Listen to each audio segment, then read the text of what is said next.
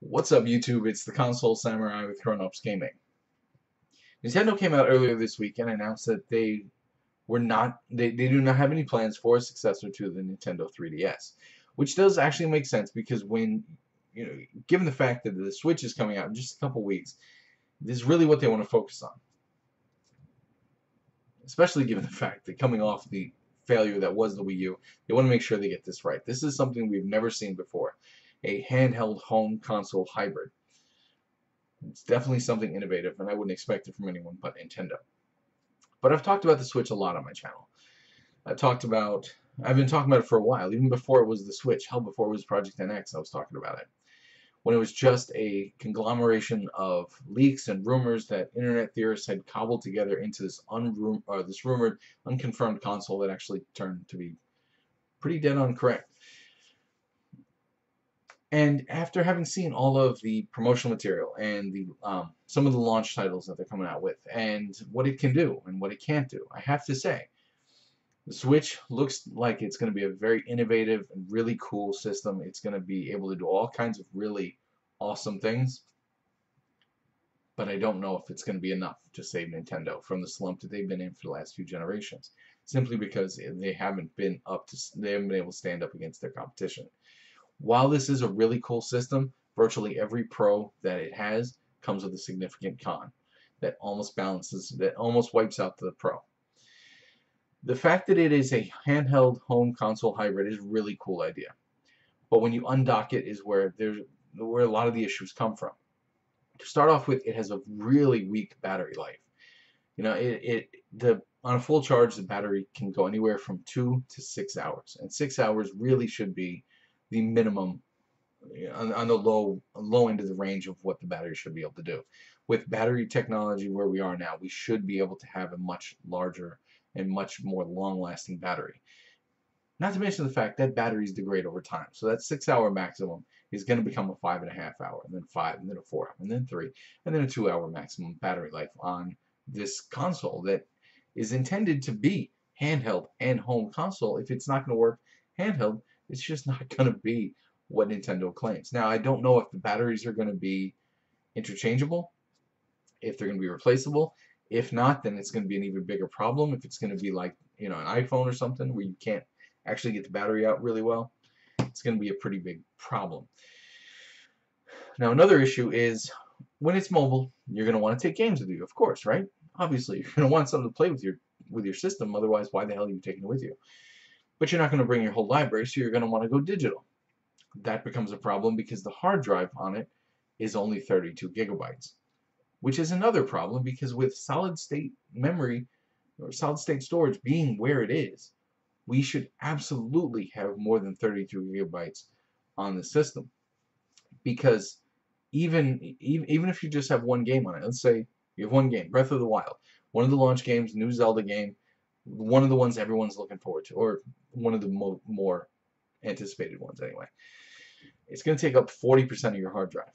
That's a big chunk of your hard drive right off the bat on one game, and that's going to be a bit of a problem because that 32 gigabytes on board is not going to be really 32 gigs.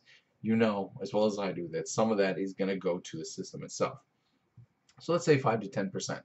Now you've lost half your hard drive just by turning the damn thing on and installing one game. That's going to be a big problem. It's going to be a really hard sell for them. Because memory is not that expensive. They really should be more on board. And you can expand that. You can expand that using proprietary memory cards that you can put in. That they decided to go the same route as the PlayStation Vita, which everyone condemned Sony for doing when they did it, but Nintendo is doing the same thing. We have proprietary, really expensive memory cards that will allow you to expand it, which you will need to expand it if you're going to go digital. And digital is taking the world by storm. So there's a very good chance you're going to want to go digital on this, rather than taking your entire library with you, unless you're only going to play a few games, which is also a possibility. Another issue that is going to be a hard sell for them is the resolution drop. When we first heard about the Switch, they said it was going to be able to stand up against PlayStation and Xbox. And with the docked version, the home console version of it, maxing out at 1080p. I don't know if that's going to be sustainable 1080p. They're already paling in comparison to what PlayStation 4 and Xbox One are putting out. Well, the Pro and the Scorpion. And there's not that much of a price difference, especially when you factor in needing more memory cards for more games. You're now approaching the same amount, and possibly a replacement battery. Who the hell knows? It's just not going to stand up to it. And then when you undock it to make it handheld, it's only be 720p. Now, for those of you who watch my channel, you know I don't get hung up on resolution. I am much more concerned with gameplay and story and stuff like that than resolution. But just from a perspective of looking at the competition, they're going to have a hard time selling this console when it pales in comparison so much to the PlayStation and Xbox.